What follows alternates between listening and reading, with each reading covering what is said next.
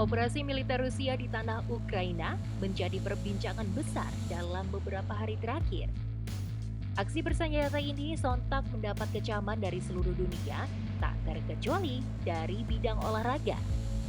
Negeri pimpinan Vladimir Putin turut dijatuhi sanksi dari sejumlah federasi dunia, dari mulai pembekuan status, pencekalan di turnamen internasional, hingga larangan menggunakan bendera dan lagu kebangsaan.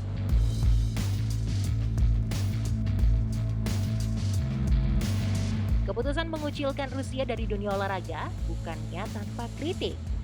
Tak sedikit pihak yang kecewa karena hal tersebut merupakan bentuk politisasi olahraga yang seharusnya haram dilakukan. Pertanyaannya, benarkah politik dan olahraga adalah dua hal yang terpisah?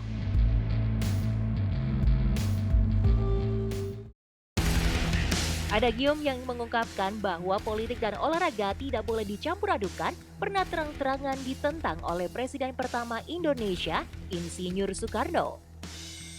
Pada tahun 1963, sang proklamator lantang menentang Komite Olimpiade Internasional (IOC) yang disebutnya sebagai alat imperialisme. Konflik tersebut terjadi setelah Indonesia dibekukan dari keanggotaan IOC karena menolak mengundang Israel dan Taiwan pada Asian Games Jakarta 1962.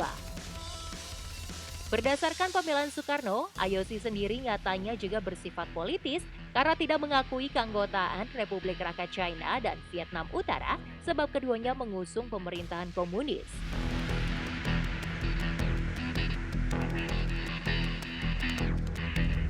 Perseteruan memuncak setelah Soekarno menggagas penyelenggaraan Ganevo sebagai olimpiade tandingan di tanah Asia. Pesta olahraga negara-negara berkembang tersebut digelar di Jakarta pada tahun 1963 dengan 51 negara partisipan.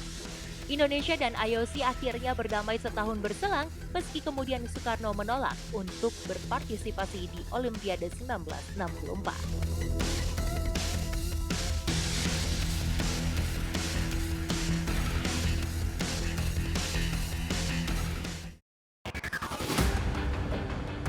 Sikap politik Indonesia turut terlibat dalam drama pemboikotan Olimpiade 1980 di Uni Soviet.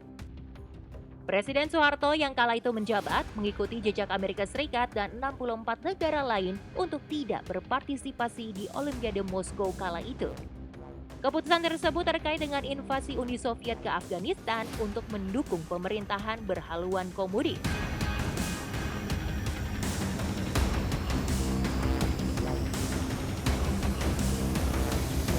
4 tahun berselang, giliran Blok Timur yang dipimpin Uni Soviet dan didukung oleh 13 negara lain yang ganti memboikot Olimpiade Los Angeles 1984. Ini menjadi bentuk balasan dari aksi boikot di edisi sebelumnya. Meski dalam rilis resminya, Uni Soviet menjadikan kondisi keamanan para atletnya sebagai alasan utama. Drama di arena olahraga ini menjadi bagian dari puncak Perang Dingin Amerika Serikat Uni Soviet jelang penutupan era 80-an.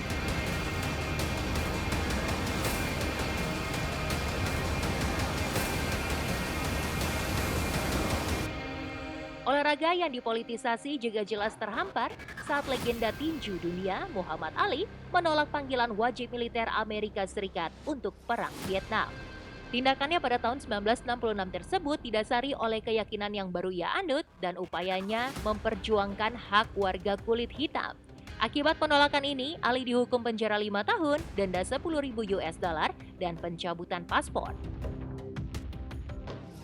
Asosiasi Tinju Dunia WBA juga mencabut gelar kelas berat yang diraih sang legenda, mencoretnya dari ajang tinju selama 3 tahun, serta melarangnya mendapat lisensi tinju di seluruh negara bagian.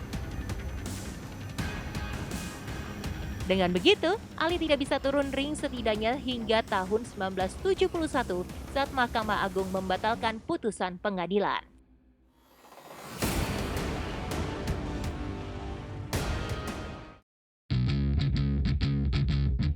Di sepak bola, Israel juga pernah mendapat kecaman dari sejumlah pihak terkait konflik bersenjata di Palestina. Federasi yang sebenarnya merupakan bagian dari pembentukan Asosiasi Sepak Bola Asia tersebut diusir dari AFC pada tahun 1974.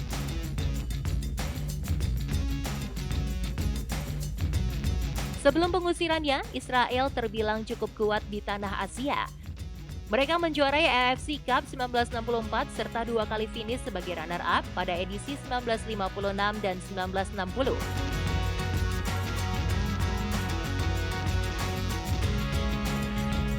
Rona politis versus Israel juga pernah berimbas kepada sepak bola Indonesia.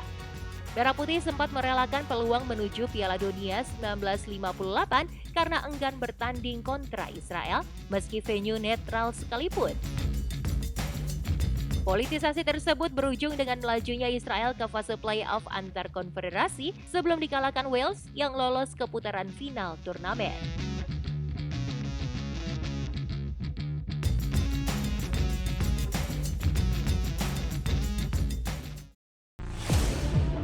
Tidak diakuinya pelaku perang di sepak bola juga menjadi bumbu di Euro 1992.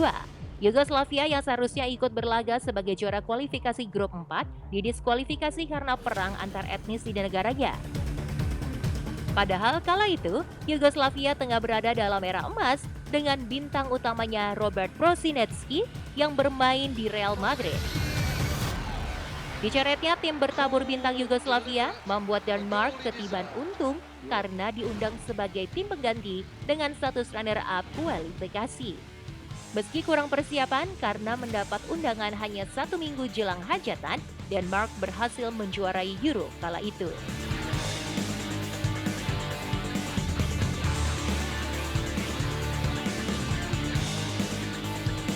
Well, mungkin benar kata Soekarno, olahraga memang berkaitan erat dengan politik.